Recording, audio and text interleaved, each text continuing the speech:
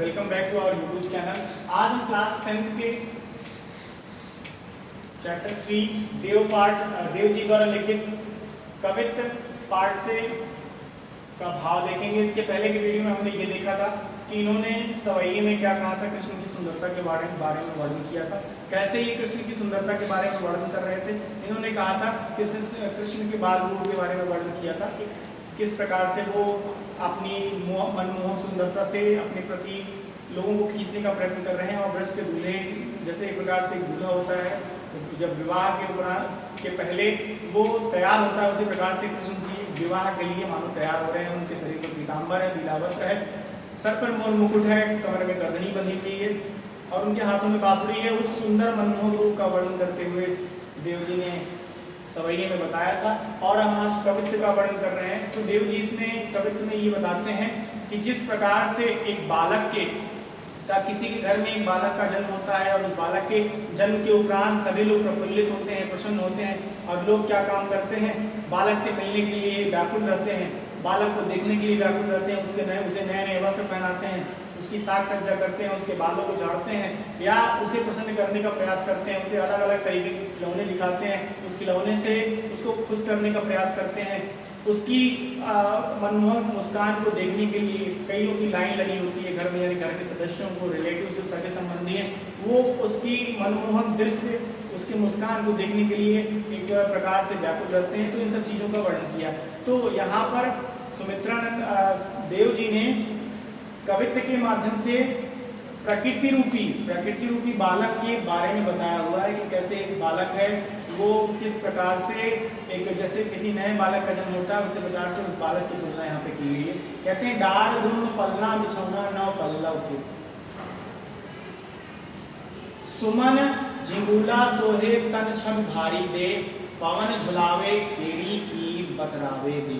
देखो मैंने बताया था कि जब भी कोई पहले के समय में जो कवि होते थे वो अपनी पंक्तियों में अपना नाम बीच में डाल देते, इससे पता चल जाता था कि किसने लिखा है। तो देव शब्द आया तो आपको कर देना कि देव जी ने लिखा है। पवन झुलावे केरी की बतरावे दे, कोकिल हलावे फुलसावे करतारी दे, पूरत पराग सो उतारो करो राई नोन, कंज कली नायिका लतान सिर सारी दे, मदन मही मुझको बालक बसंत चाहे, प्रातः ही जगावत गुलाब छिटकारी दे। कहते हैं दार, ये वसंत के आने के बारे में बात किया गया कि जब वसंत का महीना आता है, पकड़ के महीने के बाद नई नई पत्तियां उगने लगती हैं, तो वसंत को यहाँ पर एक नवयुवक बालक के समान बताया गया है कि एक बालक का जन्म हुआ है। तो यहाँ बसंत जो है प्रकृति का एक बालक है जिसका जन्म हुआ है, जिसका आगमन हुआ है। अब उसका जब आगमन हो जाता है, जिस प्रकार से एक बालक का आगमन होता है तो उसके माता पिता और सगे संबंधी सभी बहुत प्रसन्न हो जाते हैं उसकी सुंदरता पर, उसको उसके मोहक रूप को देखने के लिए। वैसे ही सब प्रयास करते हैं अपने तरीके से उस बालक को खुश करने का।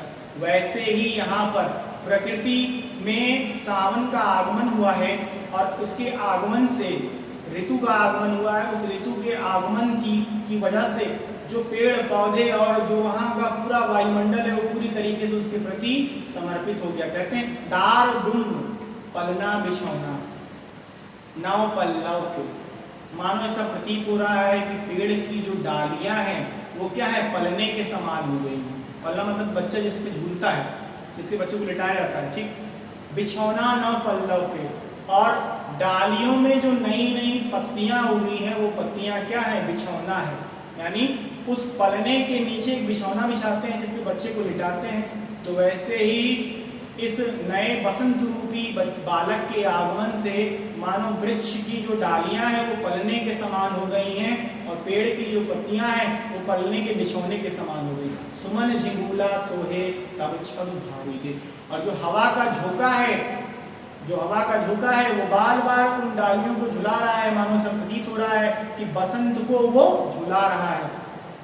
पवन झुलावे केकी कीर बतरावे दे। देव जी कहते हैं कि सुमन झिगुला सोहे तन छब भारी दे, पवन झुलावे केकी कीर बतरावे दे। कहते हैं कि जो वायु का झोंका है वो वायु का झोंका उस नए बालक के आगमन से जिस प्रकार से पेड़ों की डालियां एक पलने के समान हो गई हैं और उस पलने में पत्तियां जो नई अंकुरित पत्तियां हैं नई नई पत्तियां उगी हैं, वो बिछी हुई हैं बिछौने के समान। इस प्रकार का माहौल जो बना हुआ है प्रकृति के द्वारा, उसी में चार चांद लगा रहा है हवा का वो झोंका, जो उन डालों को झुला रहा है अर्थात उस पलने को झुला रहा है। कोकिल हलावे, कोयल आती है, कोकिल केरी कीर बतरावे देव, कोकिल हलावे हुरसावे करतारी दे। तोता है, कोयल है, इस तरह के मोर हैं, इस तरह के पक्षी आकर के बात कर रहे हैं, बच्चे को कई तरीके से हर तरीके से व्रत कर रहे हैं। जिस प्रकार से एक बच्चे को प्रसन्न करने के लिए माँ बाप या सगे संबंधी या भाई बहन जो कुछ भी होते हैं प्रयास करते हैं उस बच्चे को अपनी तरफ खींचने का, आकर्षित करने का, प्रसन्न करने का, उसी प्रकार से ये सब पक्षी कोकिल हैं, कोयल है और तोता है और ये मोर है, ये अपनी तरफ अपने अपने कृत्यों के द्वारा उस बच्चे को अपनी तरफ आकर्षित करने का, उसका मन मोहने का प्रयास कर रहे हैं। ताली बजा रहे हैं, गीत गा रहे हैं, ताली बजा रहे हैं, हलावे हिला रहे हैं, उलसा रहे हैं, कर तारी दे, ताली बजा रहे हैं। पूरित पराग सो उतारो करे राई नून, कंज गली नायिका लतान से सारी दे। और ऊपर से जो ये पेड़ों पे जो लताएं फैली हुई, ये लताएं मानो ऐसा प्रतीत हो रहा है कि जैसे एक नायिका है, पृथ्वी रूपी नायिका है, या एक स्त्री है जिसके स्त्री के ऊपर का जो सर पे ढकने के लिए जो वस्त्र होता है, आंचल होता है, वो ये लताएं क्या बनी हुई, एक आंचल के समान बनी हुई हैं। कंज करी नायिका लतान सिर सारी दे, मदन महीप को बालक बसंत तार। इस बसंत रूपी बालक जो आया हुआ है आज के समय में, इसका आगमन है, जिसके स्वागत में पेड़ पौधे, पंखुड़ियाँ और यहाँ आसपास के वायुमंडल में जितने भी पक्षी हैं वो सब इसका स्वागत कर रहे हैं। महीप, मदन महीप जो मानो प्रतीत हो रहा है कि कामदेव खुद इसका स्वागत करने के लिए, बसंत ऋतु का स्वागत करने के लिए कामदेव खुद आए हैं। प्रातः जगावत गुलाब चटकारी दे, गुलाब की पंखुड़ियाँ हैं जो देखें कि फूल जब कभी खिलता है सुबह तो चट्ट की आवाज़ आती है उसमें। ये एक साइंटिफिक है माध्यम है, इस पर आपको रिसर्च करनी पड़ेगी थोड़ी सी कि आप देखिए अगर कोई फूल खिलता है तो उसमें से आवाज़ ना आती है खिलते वक्त। तो वही कह रहा है प्रगत जगाता, चुटकी जैसी आवाज़ नहीं, छोटी सी आवाज़ आती है। कह रहे हैं जिस प्रकार से मानो कामदेव खुद आए हुए हैं इस बसंत रूपी बालक को जगाने के लिए।